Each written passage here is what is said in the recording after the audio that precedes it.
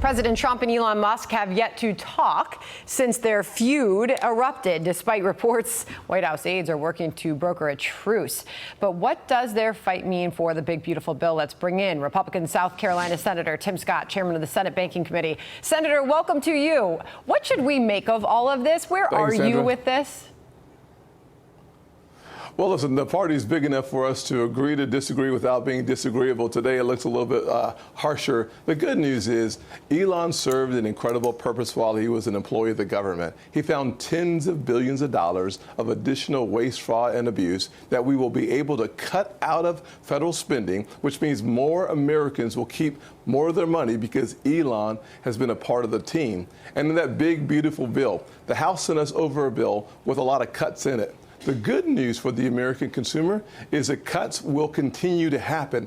The Senate will find more cuts. Every chairman of every committee in the Senate will add more cuts to the table, including my banking committee. We found tens of billions of dollars of additional cuts that we will bring to the parliamentarian. That's good news for the American taxpayer, and it's really good news for the consumers, because when spending goes down from the government, so does inflation. Okay, let me circle back on something there. We're in a good place to see this big, beautiful bill by July 4th. I apologize for cutting in there, Senator. So you used the word harsher today. Were you referencing the possibility of getting this bill passed or the ability to get a truce between Musk and Trump?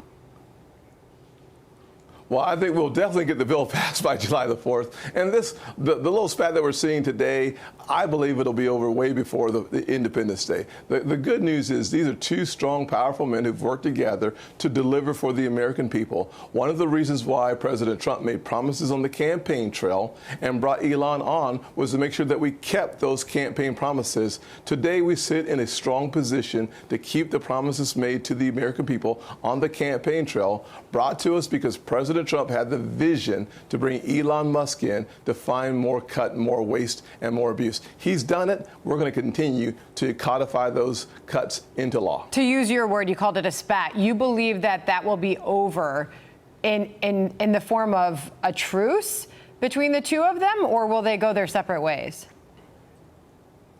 Well, it's certainly getting a lot of headlines, but I believe that the country benefits from strong people who have the ability to disagree vehemently and then come back and do the right thing for the American people.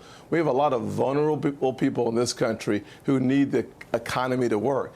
We focus on getting that done with the tax cuts. That is going to produce a better economy. What will produce better leadership? President Trump, continue to do what you have been doing. You've been a strong, powerful voice, consistently speaking on behalf of the most economically challenged people in the country. It's that coalition that has made us a very strong party. Elon Musk, you brought cuts to the table. Let's get back to work, focus on the American people, and we'll get the job done. Okay, so as we know, this is split some within your party on where to go with this bill. Even Senator Ron Johnson, who's appeared right here on this program, he said earlier today, he was on with Maria, that we've got a spending problem, and that's the issue he has with this. Listen.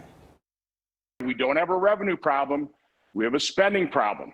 Now, the one big, beautiful bill does deal with both, but it's primarily focused on the revenue part of it, making sure we don't have tax increases. I support that.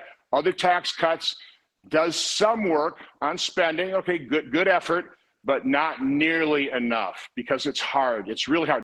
So how do you address your colleagues' concerns there, Senator? Well, we were all at the White House together, Ron, John, myself, President Trump, all having a serious conversation about additional spending cuts. Ron is right.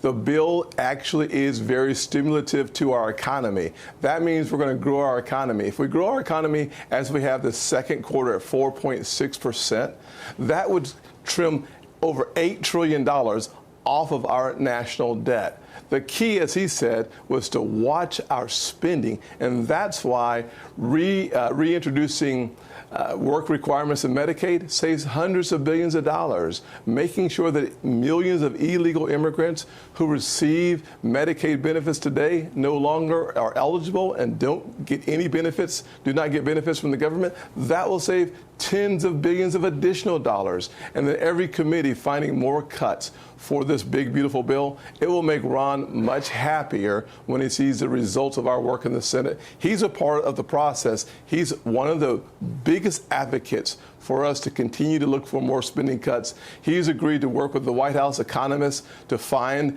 the truth on this economic activity, the dynamic scoring model that's necessary for us to understand the actual impact of this bill. Sandra, good news. More cuts, a higher, stronger, more powerful economy coming together in one bill. Okay. Fair to say you sound optimistic? Yes, ma'am. I'm very optimistic about July 4th. I'm more optimistic, though, about the cuts that are necessary and the economic activity that comes out of this bill. You know, everybody's just trying to figure out where all this goes next, with Elon Musk leading folks on Twitter to call your representative, call your senator, kill the bill. Finally, what's your message to Elon Musk? I mean, how do you win him over? Well, I think the key is for us to look at the actual details in the bill. Elon certainly wants more cuts. I get it. I think that he's right on that point. This is one of the reasons why we'll be able to use President Trump's rescission packages that he's sending to the Congress to find more cuts. But secondly, the work is not done. Elon's a little premature in forecasting that the level of cuts that we have today are all the cuts that we get. But more importantly, we will get the job done for the American people, because this is not about Elon. It's not about President Trump. It's about the American people. And that's why the Republican Party, led by President Trump, we're in power to deliver on the promises he made, and we will deliver. All right. And we have Larry Kudlow coming up, who will tell us it's all about growth. So we'll see what he has to say as well. Senator, always a pleasure to have you on the program. There's a lot to take in the last 24 hours or so. We appreciate you joining us. Thank you so much. It's been fun to watch. Fun's an interesting way to put it. Thanks, Senator. John? Hey, it's Will Cain. Click here to subscribe to the Fox News channel on YouTube. It's the best way to get our latest interviews and highlights. And click to subscribe to the Will Cain podcast for full episodes right now.